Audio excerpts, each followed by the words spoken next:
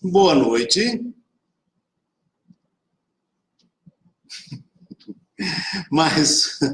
Ok, Rafa, obrigado. Mais uma vez, estamos aqui, vocês e eu. Essa mesa hoje está balançando, então eu não posso tocar a mão nela. Boa noite. Como sempre, é importante que nós sintamos o nosso corpo. Sintamos como é que nós estamos, se estamos de pé ou sentados. E de que forma está a minha e a sua respiração. A minha está um pouquinho apertada agora. Eu simplesmente registro isso. Não preciso mudar nada, nem você. Então, quando nós começamos a sentir que estamos presentes em nossos corpos, nossa vida muda. Nossa confusão mental desaparece. E é esse o tema da nossa palestra de hoje, desse nosso encontro virtual, já que hoje as coisas acontecem dessa forma. E é maravilhoso, não é mesmo? Nós podermos estar juntos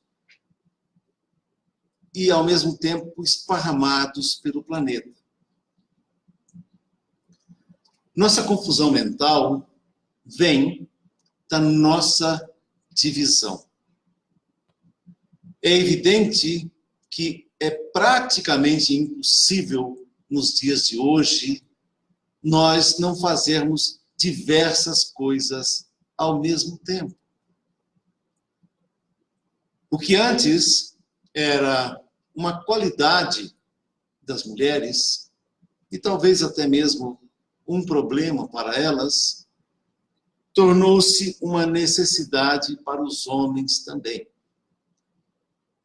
Isso faz com que os homens compreendam um pouco mais o universo feminino e comecem a perceber-se atuando em várias áreas ao mesmo tempo.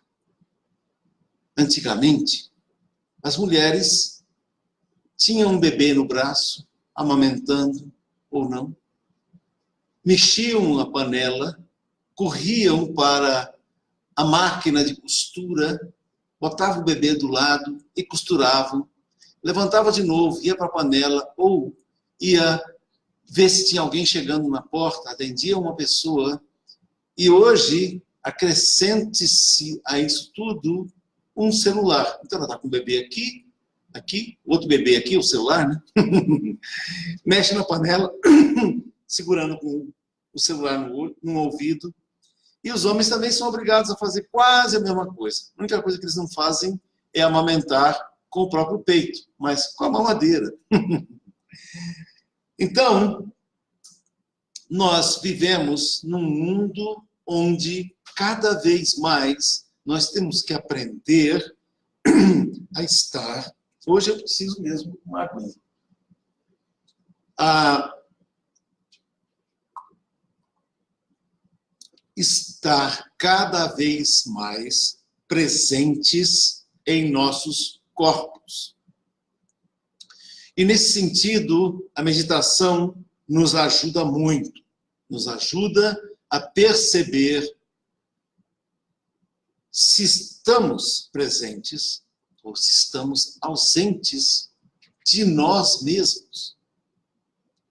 E a confusão mental, ela vem exatamente desse esfacelamento das nossas diversas atenções. E o Vigyan Bhairav Tantra, que também é conhecido no Brasil como o Livro dos Segredos, que recebeu inúmeros comentários do Osho ao longo dos sutras, eu escolhi hoje um dos sutras que é um sutra de atenção, de mantermos a nossa atenção no que estamos fazendo.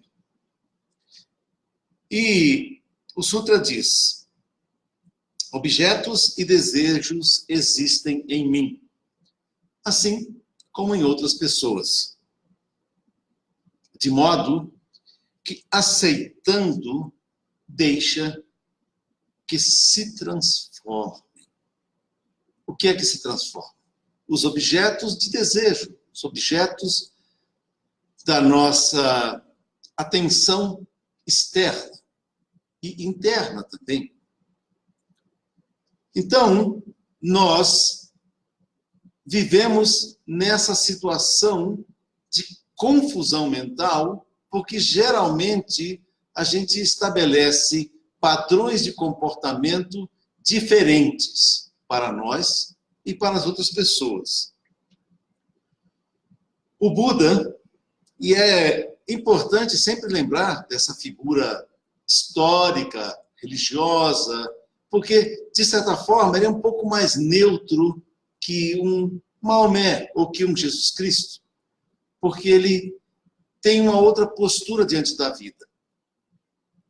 É menos explorado no sentido de um sectarismo, apesar de que nós podemos ouvir que algumas religiões supostamente budistas excluem outras pessoas de um convívio social em alguns países. Vai entender como é que eles chegaram a essa absurdidade, já que o budismo, de certa forma, prega a compaixão, a aceitação incondicional de outras pessoas, de outras tendências, de outras posturas. E o Buda esteve com diversos mestres. Assim como hoje algumas pessoas estão com diversos professores, diversos gurus, diversos líderes espirituais, e todos esses mestres que ele encontrou ficavam sempre prometendo a ele algo no futuro, que é o que a maioria das religiões fazem. Se você for bom aqui, você será recompensado acolá. Ou seja, se você faz o bem na terra, você será recompensado no céu. E essa situação não agradou ao Buda. Ele falou: olha, é o seguinte, se eu estou aqui nesse espaço, eu quero que as coisas aconteçam comigo no momento em que eu estou presente. Eu não quero receber nenhuma recompensa no futuro, não interessa. Eu quero viver nesse momento. E ele insistiu tanto nessa postura que ele terminou se iluminando, que é o que cada um de nós pode fazer. Então, um grande problema que nós temos é o de acumular poeira sobre a mente. Um Buda, ele tira todo o tempo essa poeira, abana a poeirinha dos miolos, né? Figurativamente, quando ele observa a mente. A mente é uma colecionadora de sujeira, de poeira. E eu já falei aqui também de lixo esotérico. Ou seja, as pessoas ficam juntando palavras dos outros e não praticam aquilo que ouviram. E isso se torna lixo. Portanto, tanto eu quanto qualquer outra pessoa que fale alguma coisa que toca o seu coração, e nem falo de tocar sua mente, entende? Porque a mente, ela é fria, ela é gelada, ela mente para você e para mim também. Quando alguma coisa tocar o seu coração, você sentir aquele arrepio, sentir aquela vibração daquilo que você ouve de qualquer pessoa, que seja um latido de um cão, um canto de um pássaro, o barulho de uma fonte, de um riachinho correndo entre as pedras, ou do cascalho agitado pelos pneus de um carro que passa na estrada ao lado, perto de onde você se senta, qualquer ruído, preste atenção e permita que esse ato desse momento te toque. Então, quando nós podemos sentir qualquer coisa que nos toca, a gente pode e deve prestar atenção àquilo e integrar aquele arrepio, aquela vibraçãozinha especial que a gente sente na nossa atenção. E isso se torna um processo de meditação.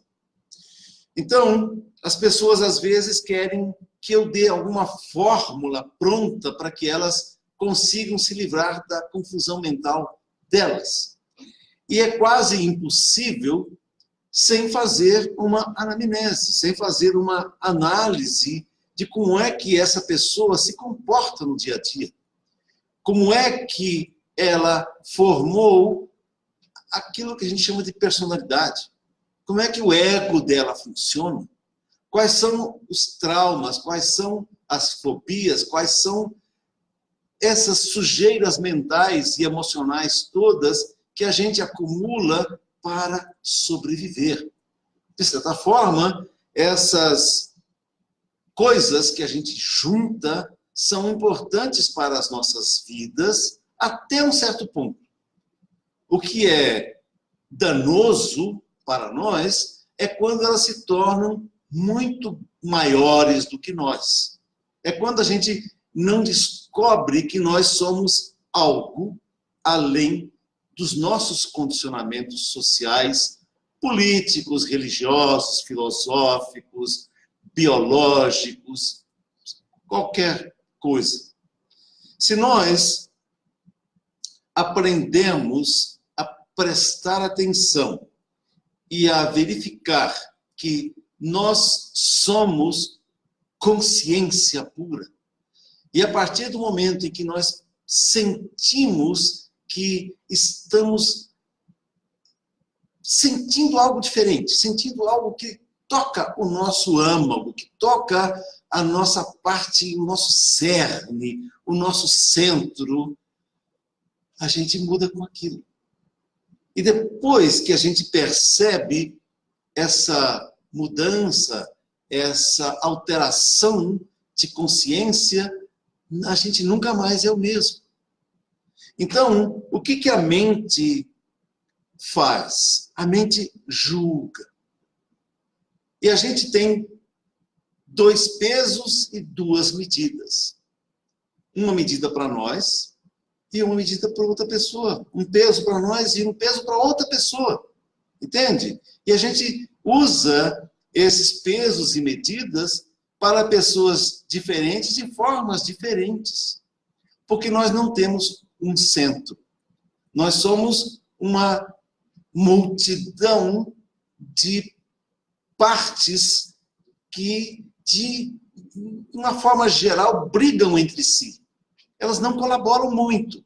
Sempre na nossa personalidade, nós temos subpersonalidades que puxam uma para um lado, outra para o outro. Tipo, a gente não se acha bonito, ou a gente se acha feio, a gente se acha atraente ou repulsivo. E a gente olha para outra pessoa e fala, mas que pessoa bonita, ou que pessoa feia, que pessoa desagradável, que pessoa horripilante, que pessoa maravilhosa, entende? E a gente se identifica com esses julgamentos. Quando a gente faz sexo, a gente chama isso de fazer amor. Quando é o vizinho que faz com a mulher dele, seja lá com quem for, a gente chama de sexo. Ah, tá fazendo sexo, uma hora dessa, esse barulho todo. Entende? A gente se incomoda com o barulho dos outros. Assim, e geralmente a gente se incomoda muito mais com o fato de ouvir alguém trocando carícias e gemendo de prazer do que quando a gente ouve uma discussão. É muito mais natural que as pessoas discutam violentamente, que briguem e tudo mais, e se incomoda menos as pessoas do que alguém se relacionando sexualmente, fazendo amor. Entende? De fato, a gente não faz amor. Geralmente, a gente explora os corpos um do outro. E, geralmente, os homens, eles usam muito mais as mulheres para o prazer próprio do que eles compartilham a alegria de estar num momento de profunda intimidade com outra pessoa. E esse é um dos aspectos do Tantra que as pessoas mais condenam, que é o de uma troca equalitária, uma troca harmônica, uma troca equilibrada. As guerras sempre existiram na nossa história. Geralmente, um país diz que está se preparando para a defesa. Então, raramente existe um Ministério da Guerra. Teve um já por aí. Mas, hoje em dia, a gente só fala assim no Ministério da Defesa. Defender o nosso país. Defender os nossos interesses. E, geralmente, ninguém está montando um exército, armando um exército capaz de aniquilar esse planeta dezenas de vezes para se defender. As pessoas, os governos, usam esses exércitos para atacar outros países, outras pessoas, outros governos, para atender necessidades econômicas. Eu me lembro muito bem que quando a guerra do Iraque começou, eu estava na Alemanha e, de certa forma, aconteceu comigo algo que eu não explico até hoje. Talvez eu tivesse vivido no Iraque, não sei, numa outra vida, se é que elas existem, entende? Não. Existem algumas provas de que e tudo, mas não vou entrar nesse mérito. Quando eu vi aquela primeira guerra televisada, eu estava na Alemanha, eu chorava copiosamente, eu chorava de soluçar, eu não sabia por quê, eu só falava assim, meu povo, meu povo, meu povo. Sim, eu gosto de música árabe, eu gosto de música italiana, eu gosto de música russa, eu gosto de música chinesa, japonesa, americana, hindu, africana, brasileira, claro. E eu chorava. Chorava por ver um país sendo bombardeado inutilmente, porque o Saddam Hussein desacoplou o petróleo do dólar americano e o acoplou ao euro europeu. Aqui no Brasil, a nossa imprensa, pobre imprensa, só publicou o que o governo lá do norte mandou.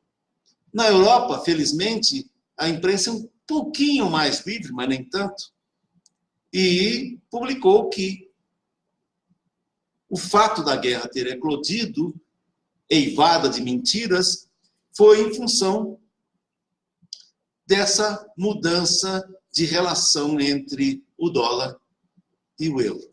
Mas isso é uma outra história. O que interessa é o seguinte, é que se o Hitler tivesse vencido a Segunda Guerra Mundial, que história nós estaríamos vivendo? Que história seria contada por ele, ao invés de ter sido escrita por Stalin, por Roosevelt ou por Churchill? Entende? Os governos russo, americano e inglês. Porque eles é que contaram a história de como é que a guerra foi feita, e de como é que a guerra foi vencida, e de como é que, entende, os alemães fizeram com as pessoas. Eu não estou contradizendo nada do que eles disseram. Eu estou dizendo que se houve mortandade, se houve um holocausto, e houve um holocausto, porque eu estive em Dachau, e era um campo de concentração muito próximo de Munique. Eu morei até próximo de lá, em Mosar, que é um bairro que margeia a Dachaustrasse, que sai do centro de Munique e vai até Dachau. Então, o Holocausto é uma realidade. Apesar de que nós aqui no Brasil, por desinformação e ignorância absoluta da história, acreditamos em qualquer balela que os meios eletrônicos transmitem. Nós, infelizmente, não adquirimos a qualidade de pensar. Nós, brasileiros, vivemos numa pobreza que se limita, muitas vezes, a uma determinada rede social. Antigamente, era só o Orkut que mandava na internet. As pessoas não conheciam nem o Google, não conheciam outras esferas de pesquisa na internet, elas só conheciam o Orkut. Então, o que acontecia no Orkut era a verdade absoluta. Tivemos a época do Messenger, e as pessoas se comunicavam só através do Messenger. De que adiantava o Skype? De que adiantava o Yahoo Messenger? Não, aqui no Brasil, a manada, as vaquinhas de presépio, só vão numa certa direção, entende? Só comem arroz com feijão, arroz e carne. Tomate e alface, entende? Arroz com feijão, carne, tomate com alface. E aí você mostra para a pessoa um agrião, a pessoa fala, o que é isso? Você mostra para a pessoa uma outra erva diferente, a pessoa não conhece, entende? Só conhece o comunzão. Tá bom. E nós vivemos na mesma pobreza, porque tem gente hoje que só conhece o WhatsApp. Sério, a internet é uma imensidão de possibilidades e as pessoas só conhecem o WhatsApp, o Zap. Entende? Então, tudo que entra ali, a pessoa acha que é verdade. E uma grande parte da nossa realidade é tudo mentira. E não é porque inventaram o fake news, não, porque sempre existiram mentiras.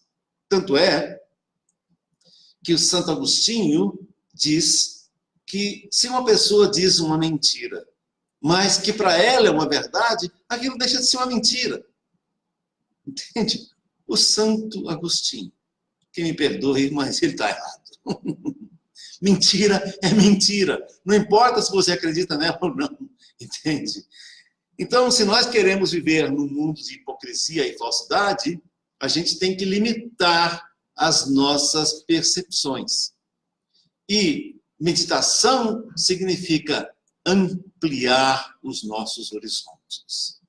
Portanto, nós temos que ampliar a nossa percepção interior em relação aos nossos pensamentos, aos nossos sentimentos, às nossas emoções, ao nosso comportamento fisiológico. Como é que o nosso corpo reage? Como é que o nosso corpo é? E, no fundo, ninguém é diferente de nós. Nós somos todos feitos do mesmo tipo de composição biológica. Se a cor da pele muda, por dentro corre sangue nas veias, vermelho e meio azulado, dependendo de se ele vai ou vem, entende? Se é um vermelho mais claro, um pouquinho mais escuro, se ele está carregado de oxigênio ou de gás carbônico. E nós achamos que somos diferentes do outro. E aí a gente usa para nós uma medida e para as outras pessoas uma outra. E é por isso que a gente vive em confusão mental. Porque nós não podemos enxergar que nós somos algo muito simples. Porque nós todos queremos ser especiais. Eu sou diferente dele. Eu sou diferente dela.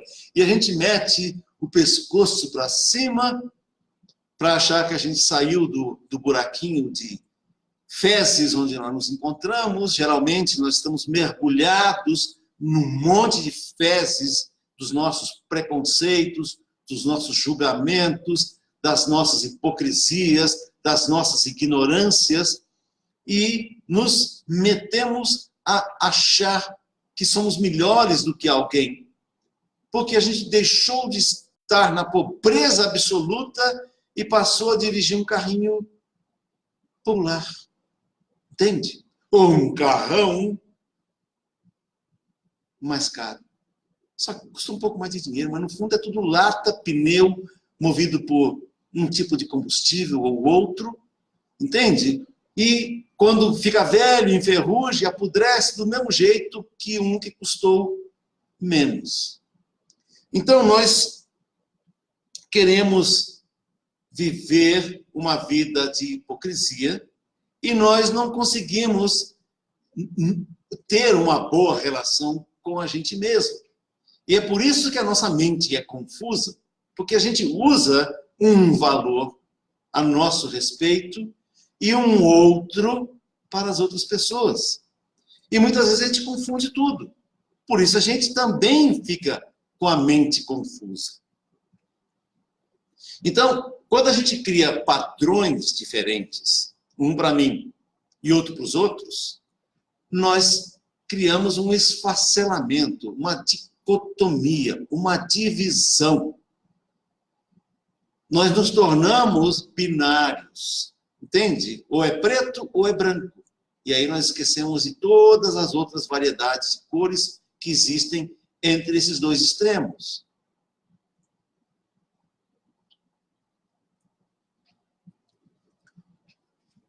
Um homem religioso, ele vê a si mesmo quando ele julga alguém.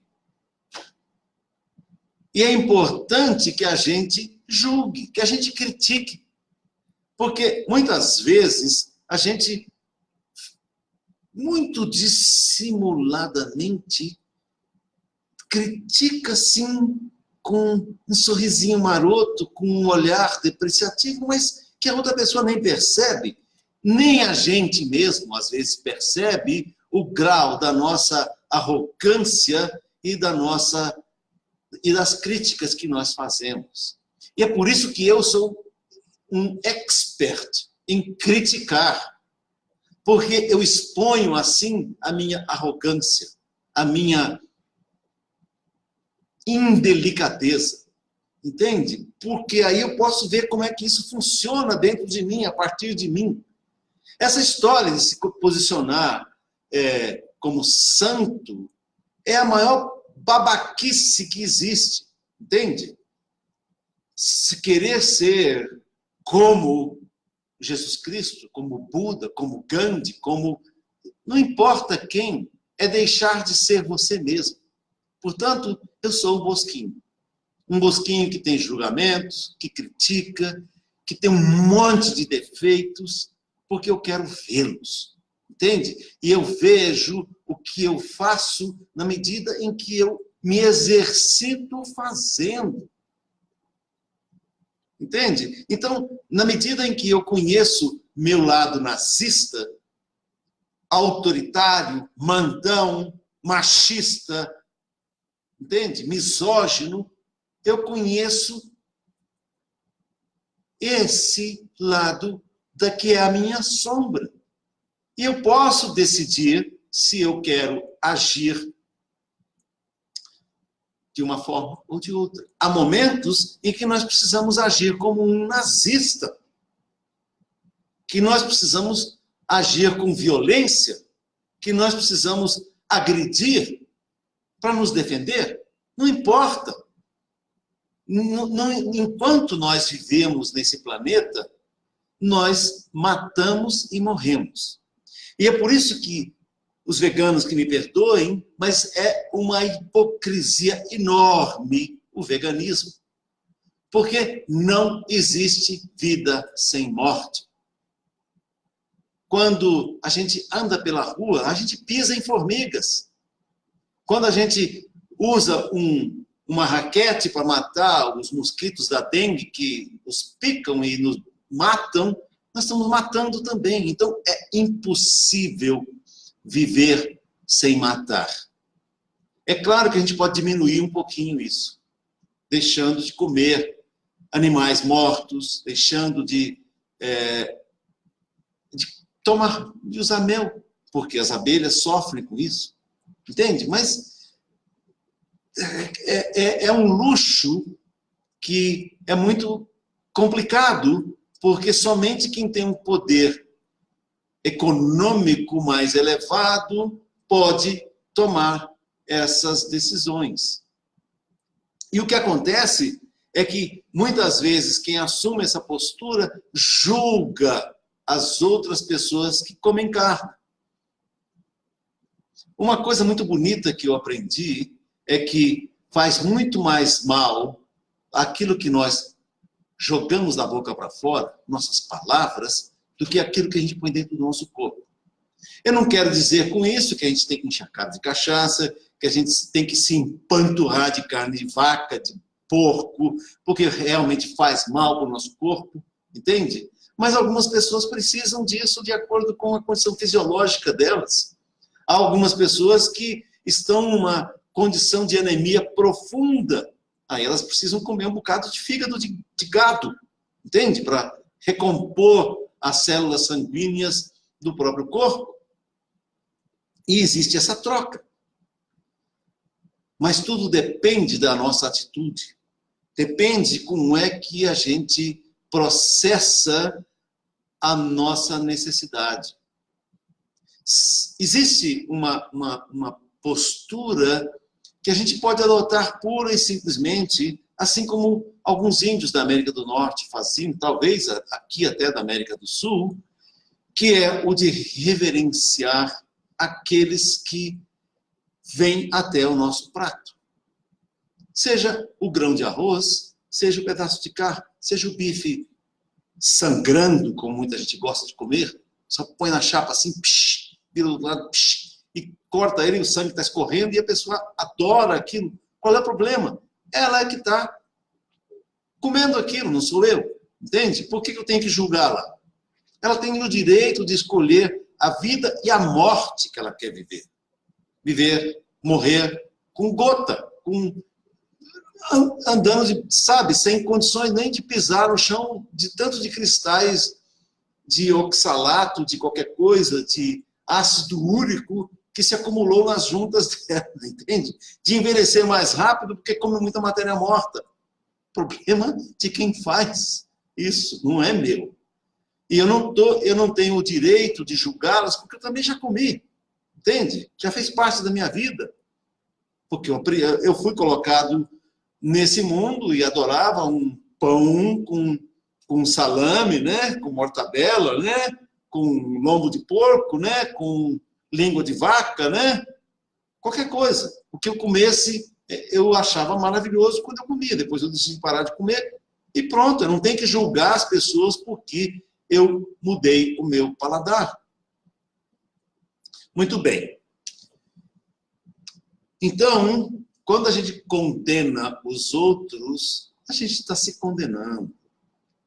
Uma coisa muito bonita que Jesus Cristo disse é: faça com os outros do mesmo jeito que você quer que seja feito com você. Entende? Trate as pessoas com a mesma deferência, com a mesma gentileza que você quer ser tratado. Eu, dia desses, no trânsito, me lembrei de uma situação em que eu virei ali na Praça Universitária para a direita, diante de onde é hoje a Faculdade de Arquitetura, e um frade franciscano, possivelmente de um outro país, ia atravessar a rua. Naquela época nem asfalto tinha lá. E eu virei à direita e ele estava assim, embicando para atravessar a rua. Eu parei o carro e ele atravessou e me deu um sorriso desse tamanho. Eu nunca me esqueci da felicidade desse homem vestido numa roupa quente, marrom escura, né? Mas como é que ele sorriu para mim? Então, quando a gente está no trânsito, a gente pode, muitas vezes, simplesmente ser um pouco mais gentil. Deixar uma pessoa não fechar um cruzamento, por exemplo. Isso é um ato de civilidade. É um sinal claro de que nós estamos preocupados com as outras pessoas. Entende? Mesmo que ele venha e enfie na sua frente e bloqueie o cruzamento do dedo, não tem problema, faça a sua parte. Então, todos nós queremos mudanças, mas quem de nós está disposto a mudar? Nós queremos que alguém nos salve, que salve o nosso país, e a gente bota todas as cartas, todos os ovos na mesma cesta e achamos que nós estamos salvos. E aí a gente se entrega para um Deus qualquer e a gente julga o outro que escolheu outro Deus. Entende? Só eu, porque eu carrego um livro preto debaixo do braço, cheio de palavras vazias, que eu chamo de sagradas, porque eu acredito naquilo, estou salvo. Quem carrega um Alcorão, que também é um livro cheio de... Ah, sim, ele é até mais bonitinho. Mas os desenhos das letras que eu não entendo, árabes, né? São bonitas. Né? E alguém acredita naquelas palavras, então é sagrado para aquela pessoa. Da mesma forma que um Bhagavad Gita, que um Torá, que qualquer livro sagrado. Entende? Então, nós precisamos deixar de ser juízes dos outros. Se nós julgamos os outros, é porque nós não aceitamos quem nós somos. É porque a gente se julga. E é porque a gente tem um tremendo complexo de inferioridade. Oi, Freud, tudo bem? Então, a gente tem que julgar o outro, colocá-lo numa condição abaixo da gente, para a gente se sentir melhor do que ele. Eu não faço isso. Eu sou vegano, eu sou vegetariano, eu sou ovo-lacto vegetariano, eu sou um meditador, eu sou uma pessoa espiritualizada. Entende? Eu sou dessa igreja, eu sou crente dali, eu sou descrente dali, eu sou ateu. E aí o ateu é um povo tão chato quanto qualquer crente, porque ele acredita na não crença.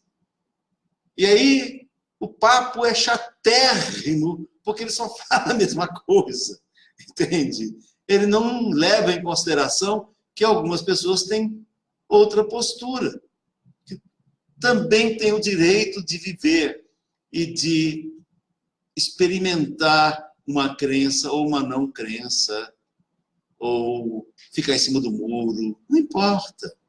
Cada um no seu momento. Então, quando nós aceitamos a nossa animalidade, quando nós aceitamos que nós somos maus também, nós descobrimos mais e mais a nossa bondade. Não é através da exclusão que nós crescemos. Tudo aquilo que nós excluímos nos ensina a constelação familiar, mas nos ensina também o Freud, o Jung, o Osho, o Buda, Krishna, seja lá quem for, todo mundo que teve uma visão um pouquinho mais avançada das nossas relações interpessoais, vai nos dizer praticamente a mesma coisa. O problema é que nós não queremos aprender, não queremos experimentar. Nós preferimos acreditar em qualquer balela, em qualquer fake news, que é a palavra inglesa, né, para dizer que é mentira. A gente prefere acreditar nisso porque a gente odeia quem tem uma cor vermelha. E essa vermelha aqui não tem nada a ver com um partido, é porque eu gosto de vermelho. Eu também gosto de azul, gosto de preto, gosto de branco, gosto de amarelo, gosto de rosa, violeta, entende? Mas essa camiseta aqui estava lá no dia que eu fui comprar, não tinha violeta, não tinha rosa, tinha essa daqui. E eu gosto da cor. Pronto, comprei. Entende? Isso não me torna pertencente a um determinado partido. Então, vamos parar de julgar as pessoas. Vamos parar de julgá-las pelas aparências. Vamos parar de julgá-las. É mesmo? Será que a gente para? Não. Vamos julgá-las mas julgá-las conscientemente. Entende? Vamos exercitar a nossa arrogância, a nossa petulância, a nossa safadeza, mas observar como é que a gente faz isso para aprender. Entende? Então, nós temos raiva? Sim. Qual é o problema em sentir raiva? Vamos senti-la totalmente, para a gente conhecer como é que a raiva é. Não adianta ficar empurrando o crime, a má vontade, a fragilidade para outras pessoas as cometerem por nós. Nós somos uma única humanidade. Nós somos um único planeta. Nós somos um único universo. Entende? Tudo aquilo que a gente faz interfere na vida dos outros. Tudo! Tudo. Até quando a gente não faz nada, a gente interfere. É essa a nossa realidade. Então, vamos julgar, sim, mas julgar e observar o que a gente faz. Como é que a gente julga? Que tipo de sentimento vem de lá de dentro das nossas entranhas, quando a gente fala assim, desgraçado? Entende? Por que a gente fala? Com que sentimento que a gente fala assim, canalha? Entende? Sinta aquela energia. Conheça o seu lado negativo, porque é a única forma de você não ser escravo dele. É conhecendo. Entende? Não tem outra. Nunca existiu.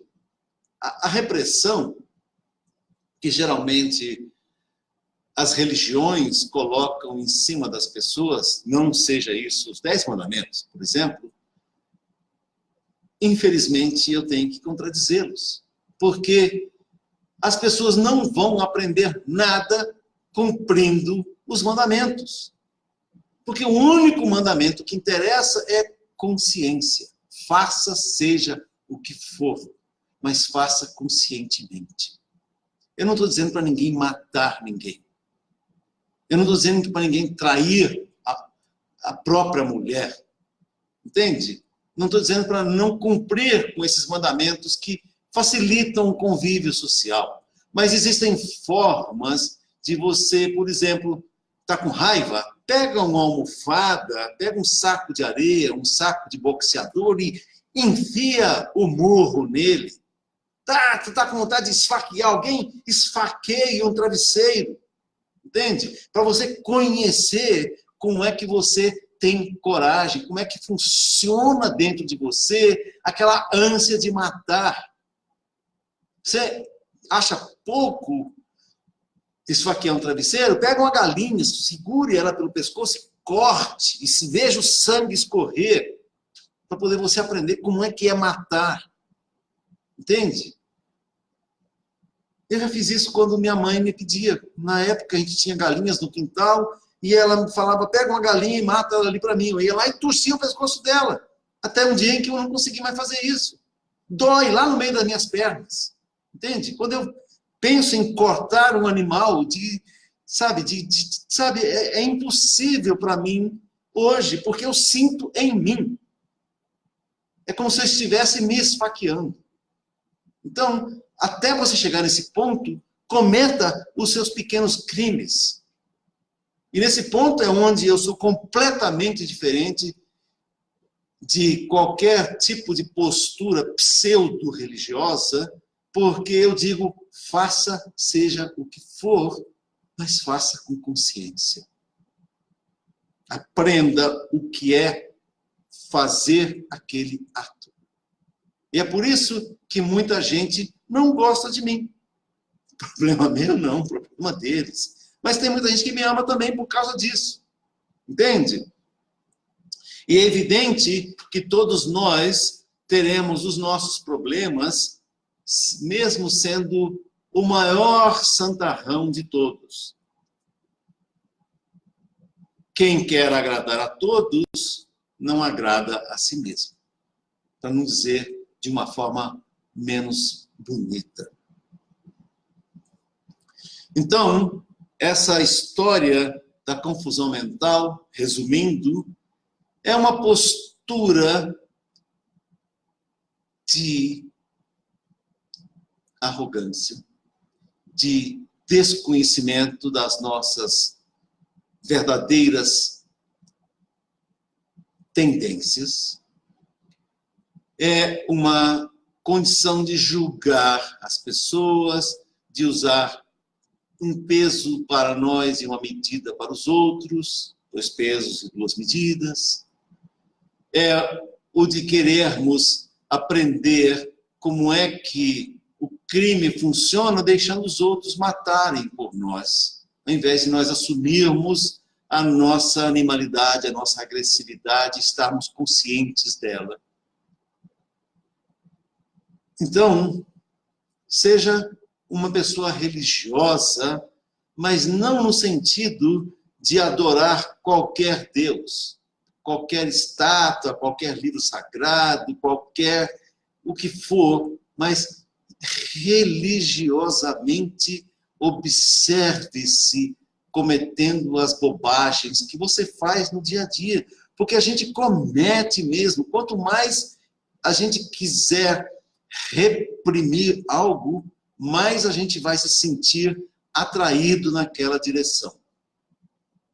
Veja só o que acontece com as pessoas que ficam julgando as outras por suas preferências sexuais, por suas tendências naturais de sexualidade. Elas querem matar essas pessoas, elas querem apedrejar essas pessoas, elas querem extinguir da vida quem tem uma tendência diferente da delas. Isso não pode caber dentro de um coração de uma pessoa que se diz religiosa. Isso não pode caber dentro de um ser humano, de querer impedir que o outro seja como ele é.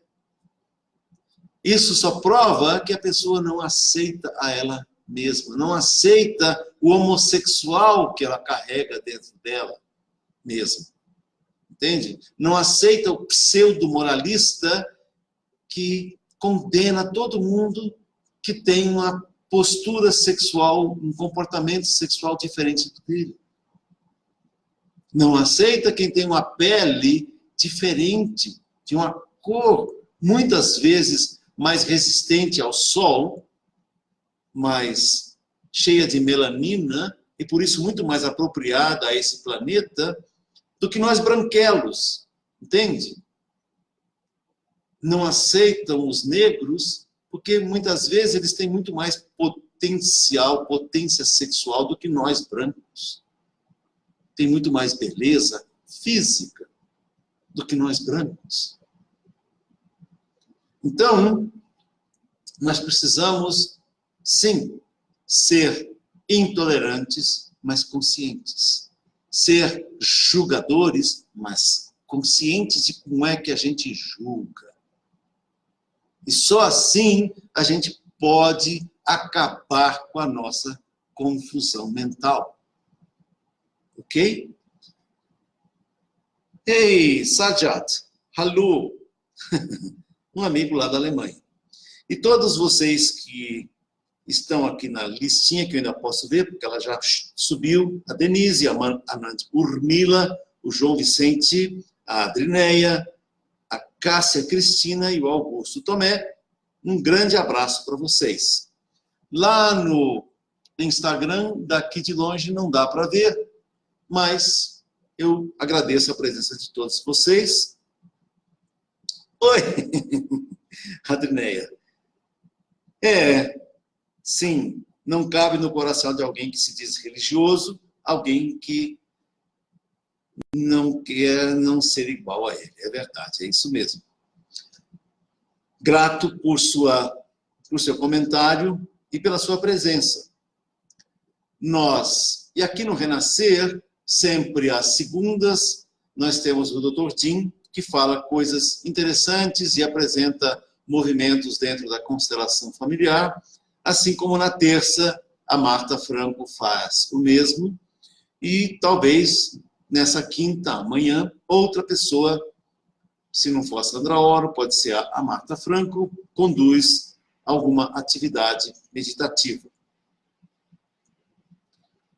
Quem se sentir atraído, quem se sentir tocado por minhas palavras, permita que seu coração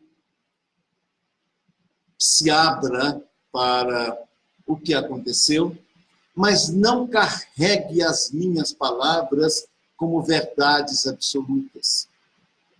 Essas são somente reflexões de alguém que olha para a vida e procura encontrar saídas que não sejam saídas apoiadas e baseadas na repressão, no julgamento inconsciente. Julguem, mas julguem com consciência. Percebam como é que é julgar. E assim, a confusão mental vai se dissipando, vai se desfazendo. E assim como a chuva começa a cair, eu me lembro que eu deixei roupa no varal. Eu tenho que botar ela na máquina de novo para poder centrifugar. Perguntas, comentários, respondo depois privadamente. Se vocês quiserem